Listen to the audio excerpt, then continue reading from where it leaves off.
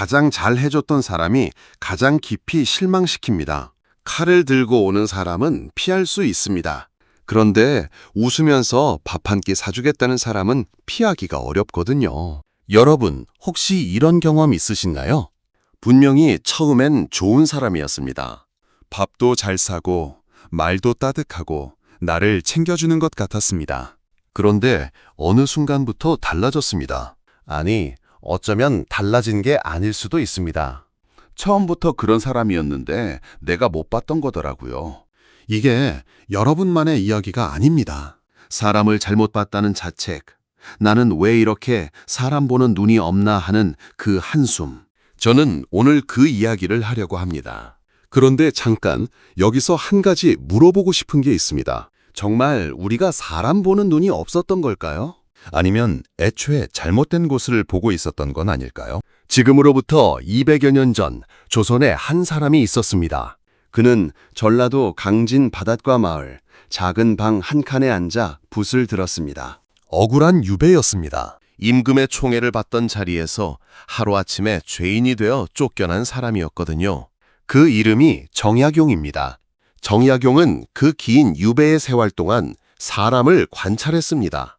권력이 있을 때 따르던 자들이 어떻게 돌아서는지를 봤습니다. 밥 한 끼 같이 먹던 사람들이 어떻게 모른 척하는지를 봤습니다. 그리고 그는 이렇게 말했습니다.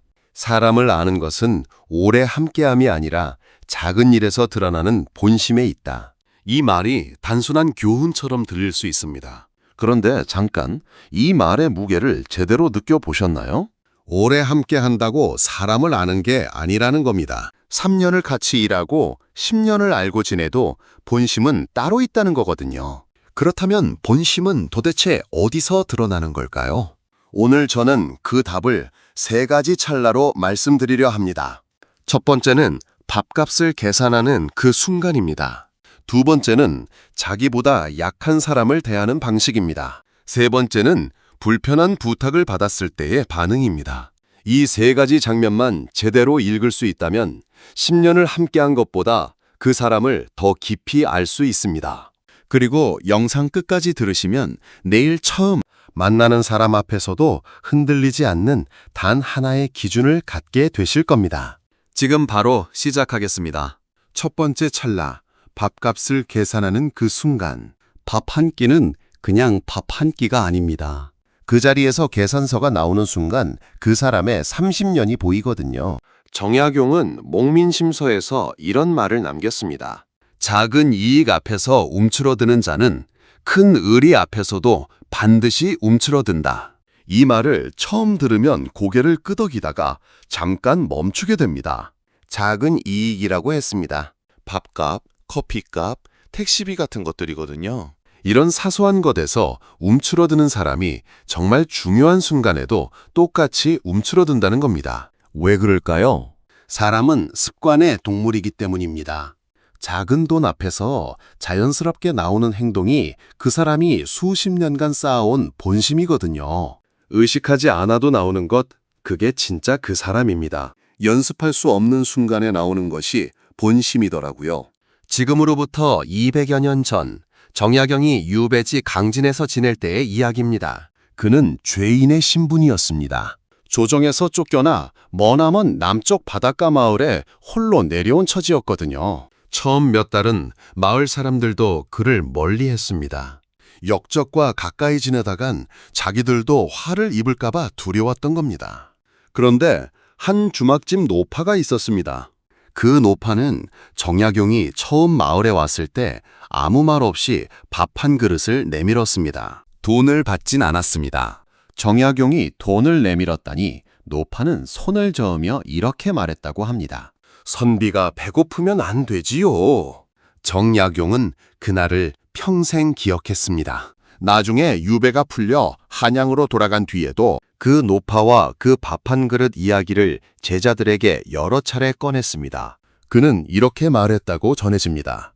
그 노파는 나에게 아무것도 바라지 않았습니다. 돌려받을 기약도 없이 내밀었던 그 밥 한 그릇에서 나는 사람의 진심이 무엇인지를 다시 배웠습니다. 반면 정약용이 잘 나가던 시절 그의 집 앞에는 늘 사람이 넘쳤습니다. 함께 밥을 먹고 같이 술을 마시고 자기가 먼저 계산하겠다며 앞다투던 사람들이었습니다. 그런데 그가 유배를 떠나던 날 그 많던 사람들 중에 배웅을 나오니가 몇이나 됐을까요? 손가락으로 꼽을 정도였습니다. 잘 나갈 때 밥을 사던 사람들과 아무것도 기대할 수 없을 때 밥을 내밀던 사람. 정약용은 그 차이를 온몸으로 경험했던 거더라고요. 이 이야기가 지금 우리 삶과 멀게 느껴지실 수 있습니다. 그런데 잠깐 한 번만 돌아보시겠어요? 여러분 주변에도 이런 사람이 있지 않으신가요? 뭔가 얻을 게 있을 때는 먼저 밥을 사겠다고 나서더니 더 이상 필요 없어지니 연락이 뚝 끊기는 사람. 반대로 아무런 기대 없이 그냥 여러분이 힘들어 보인다는 이유 하나만으로 커피 한 잔 들고 찾아오는 사람. 계산서가 나오는 순간을 한번 유심히 보세요. 재빠르게 화장실로 향하는 사람이 있습니다. 슬쩍 핸드폰을 꺼내 들여다보는 사람이 있습니다. 아무렇지 않게 먼저 손을 뻗는 사람이 있습니다. 이게 작은 일처럼 보이거든요. 그런데 이게 작은 일이 아닙니다. 이 사람이 여러분이 아플 때, 여러분이 돈이 필요할 때, 여러분이 정말 힘들 때 어떻게 행동할지를 미리 보여주는 장면이거든요. 사람은 작은 돈 앞에서 이미 연습이 되어 있습니다. 의식하지 않아도 나오는 행동. 그게 수십 년간 굳어진 그 사람의 본심이거든요. 그러니 밥값을 어떻게 내는가는 그 사람이 세상을 어떻게 살아왔는가의 요약본입니다. 한 가지 더 말씀드리고 싶은 게 있습니다. 먼저 낸다고 무조건 좋은 사람인 것도 아닙니다. 이게 중요한 포인트거든요. 밥을 사면서 눈빛이 달라지는 사람이 있습니다. 내가 이만큼 했으니 너도 이만큼 해야 한다는 계산이 깔려 있는 거더라고요. 이런 사람의 밥 한 끼는 투자입니다. 나중에 반드시 청구서가 따라옵니다. 그렇다면 진짜 좋은 사람의 계산은 어떤가요? 아무렇지 않게 냅니다. 그리고 그냥 다음 이야기로 넘어갑니다. 거기에 어떤 의미도 달지 않습니다. 그냥 자연스러운 거거든요. 오늘 누군가와 밥을 먹게 된다면 딱 이 한 가지만 보세요. 계산서가 나왔을 때 그 사람의 시선이 어디로 향하는가? 시선이 청구서를 향하는 사람과 여전히 여러분의 얼굴을 바라보는 사람. 그 차이 하나가 이 사람이 나에게 어떤 사람인지를 말해줍니다. 두 번째 찰나, 자기보다 약한 사람을 대하는 방식. 강한 사람에게 잘하는 건 누구나 합니다. 그런데 아무것도 돌려줄 수 없는 사람 앞에서 어떻게 행동하는가? 그게 그 사람의 전부거든요. 정약용은 이런 말을 남겼습니다. 백성을 대하는 태도는 꾸밀 수 없다. 권력 앞에서 허리를 굽히는 자는 힘없는 자 앞에서 반드시 허리를 펴니다. 이 말이 단순히 벼슬아치에게 하는 경고가 아닙니다. 우리 일상에 그대로 적용이 되더라고요. 식당에서 종업원을 부르는 방식을 보세요. 택시 기사에게 말을 거는 방식을 보세요. 주차관리원이나 경비 아저씨를 스쳐 지나가는 방식을 보세요. 이 사람들은 그에게 아무것도 해줄 수 없는 사람들입니다. 잘 보여야 할 이유가 없는 사람들이거든요. 바로 그렇기 때문에 이 순간에 나오는 행동이 진짜입니다. 꾸밀 필요가 없는 순간에 나오는 것, 그게 본심이더라고요. 정약용이 강진에서 유배 생활을 하던 어느 날이었습니다. 그는 제자들을 가르치며 소일하고 있었는데 하루는 한 젊은 제자가 마을 안악에게 퉁명스럽게 말을 내뱉는 장면을 목격했습니다. 그 안악은 제자들이 머무는 방에 밥상을 들고 들어온 마을의 평범한 아주머니였습니다. 제자는 공부하다 방해받은 게 못마땅했는지 눈도 마주치지 않은 채 손짓으로 밥상을 내려놓으라는 신호만 보냈습니다. 정약용은 그 장면을 보고 아무 말도 하지 않았습니다. 그날 저녁 제자들을 모두 불러 앉히고 조용히 입을 열었습니다. 오늘 낮에 내가 한 가지를 봤습니다. 그리고 이렇게 말했더라고요. 글을 아무리 많이 읽어도 밥상을 들고 온 사람에게 눈길 한 번 주지 못하는 사람은 아직 배운 것이 없는 겁니다. 제자들은 처음에 그 말이 무슨 뜻인지 몰랐습니다. 그러자 정약용이 다시 말했습니다. 나라를 다스린다는 것이 무엇이겠느냐? 결국 그 밥상을 들고 온 사람들을 위한 일이거든요. 그 사람 앞에서 눈을 감는 자가 어떻게 백성을 위해 허리를 숙일 수 있겠느냐. 그날 이후 그 제자는 달라졌다고 합니다. 밥상을 들고 오는 안악에게 먼저 눈을 맞추고 수고하셨습니다 한마디를 건네기 시작했습니다. 작은 변화였습니다. 그런데 정약용은 그 변화를 보고 이렇게 말했더라고요. 이제 저 아이는 사람을 볼 줄 알게 됐습니다. 정약용 자신도 마찬가지였습니다. 유배지에서 그는 죄인이었지만 마을 사람들이 그를 따르기 시작한 이유가 있었습니다. 아이들이 아프면 직접 약초를 찾아다녔습니다. 농사가 잘 안 된다는 노인의 말을 밤새 들어줬습니다. 그를 모르는 사람들의 억울한 사정을 대신 써주기도 했거든요. 그에게 돌아오는 게 없었습니다. 권력도 없고 돈도 없고 다시 잘나질 기약도 없었습니다. 그런데도 그는 가장 약한 사람들 앞에서 허리를 숙였습니다. 그게 정약용이라는 사람의 본심이었던 거더라고요. 이 이야기가 지금 여러분의 삶에 어떻게 닿는지 한번 같이 생각해 보겠습니다. 우리 주변에도 이런 순간이 매일 있습니다. 회식 자리에서 제일 큰 소리로 웃고 떠들다가도 식당을 나설 때 종업원에게 한마디 감사 인사를 건네는 사람이 있습니다. 반대로 자리에서는 좋은 말만 골라 하다가 주문이 조금 늦었다는 이유로 종업원에게 날카로운 말을 던지는 사람도 있거든요. 여러분은 어떤 사람과 더 오래 함께하고 싶으신가요? 아마 대답은 하지 않아도 알겠죠. 그런데 더 중요한 게 있습니다. 이걸 상대방에게만 적용하지 마세요. 나는 어떤가를 먼저 물어봐야 하거든요. 나는 나보다 약한 사람 앞에서 어떤 사람인가? 나는 아무도 보지 않는 순간에도 같은 사람인가? 이 질문이 불편하게 느껴지신다면 오늘 이 영상이 여러분에게 더 필요한 이유가 있는 겁니다. 사람은 자기가 대접받고 싶은 방식으로 남을 대하는 사람에게 끌립니다. 그게 본능이거든요. 그리고 그 반대도 마찬가지입니다. 약한 사람에게 함부로 하는 사람은 언젠가 반드시 나에게도 그렇게 합니다. 지금은 내가 그에게 필요하기 때문에 잘 대해주는 것뿐이거든요. 내가 필요 없어지는 순간 그 사람이 편의점 알바생을 대하듯 나를 대할 수 있습니다. 이게 무서운 이야기가 아닙니다. 오히려 이걸 알면 훨씬 편해지거든요. 오래 알아볼 필요가 없습니다. 딱 한 번 그 사람이 아무것도 돌려받을 수 없는 사람 앞에서 어떻게 행동하는지만 보면 됩니다. 내일 누군가를 만나게 된다면 이 한 가지를 보세요. 그 사람이 자기보다 약하거나 낮은 위치에 있는 사람을 어떻게 부르는가? 이름을 부르는가 아니면 야하는가? 눈을 맞추는가? 아니면 허공을 보는가? 그 한 가지가 이 사람이 나에게 어떤 사람이 될지를 미리 알려줍니다. 세 번째 찰나, 불편한 부탁을 받았을 때의 반응. 부탁은 관계의 진짜 온도를 재는 온도계입니다. 편한 부탁을 들어주는 건 누구나 할 수 있거든요.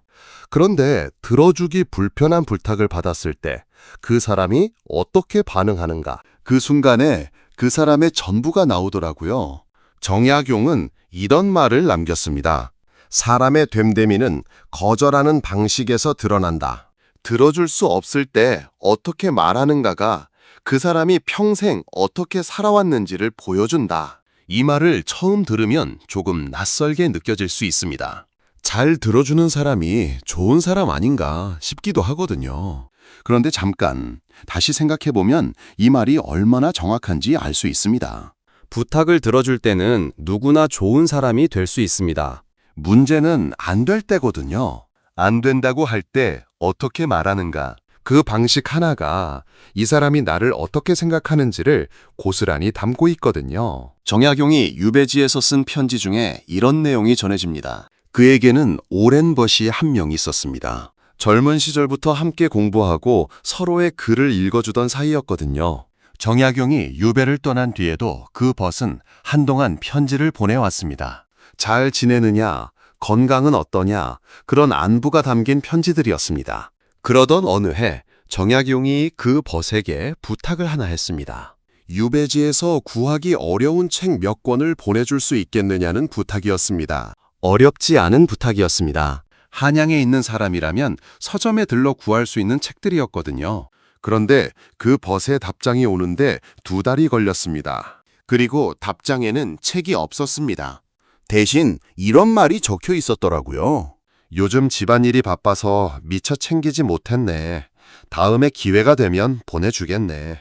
정약용은 그 편지를 읽고 오랫동안 아무 말도 하지 않았습니다. 다음에 라는 말의 무게를 알았기 때문입니다. 다음에 라는 말은 때로 영원히 오지 않는 말이거든요. 그로부터 몇 달 뒤 전혀 모르던 젊은 선비가 정약용에게 편지를 보내왔습니다. 선생님의 글을 읽고 감명을 받았다. 혹시 필요한 것이 있으면 말씀해달라는 내용이었습니다. 정약용은 반신반의하며 다시 책 이야기를 꺼냈습니다. 그런데 보름도 안 되어 그 책들이 강진까지 당도했습니다. 편지 한 장과 함께였더라고요. 선생님이 필요하다 하시니 제가 마땅히 해야 할 일을 한 것뿐입니다. 정약용은 나중에 제자들에게 이 이야기를 하면서 이렇게 말했습니다. 오랜 벗이라고 해서 진짜 벗이 아닐 수 있습니다. 한 번도 본 적 없는 사람이 더 진한 마음을 보여주기도 하거든요. 사람은 시간이 아니라 불편한 순간에 어떻게 움직이는가로 알아야 합니다. 이 이야기가 여러분께 어떻게 닿으시는지 모르겠습니다. 그런데 한번 돌아보시면 비슷한 경험이 있으실 겁니다. 정말 힘들었던 순간에 부탁을 했던 사람이 있을 겁니다. 그 사람이 어떻게 반응했는지 아직도 기억하시나요? 들어줄 수 없다면 솔직하게 말해주는 사람이 있습니다. 나는 지금 이런 상황이라 힘들 것 같다, 미안하다 하고요. 이런 사람은 거절을 해도 관계가 무너지지 않습니다. 솔직하다는 건 나를 존중한다는 신호거든요. 반면 이런 사람도 있습니다. 일단 알겠다고 해놓고 흐지부지 사라지는 사람. 바쁜 척, 잊어버린 척, 나중에 하자는 말로 슬쩍 넘어가는 사람. 이런 사람이 가장 어렵거든요. 거절이 아니니 서운해하기도 애매하고 그렇다고 믿기도 어려운 사람이 되는 겁니다. 왜 이런 일이 생기는 걸까요? 이 사람에게 나는 불편함을 감수할 만큼 중요한 존재가 아니기 때문입니다. 이게 냉정하게 들릴 수 있습니다. 그런데 이걸 알아야 더 이상 상처받지 않을 수 있거든요. 그리고 또 하나, 이게 꼭 나쁜 사람이라는 뜻도 아닙니다. 그냥 나와 그 사람 사이의 무게가 다른 것뿐입니다. 그러니 그 사람을 원망할 필요도 없고 나 자신을 자책할 필요도 없습니다.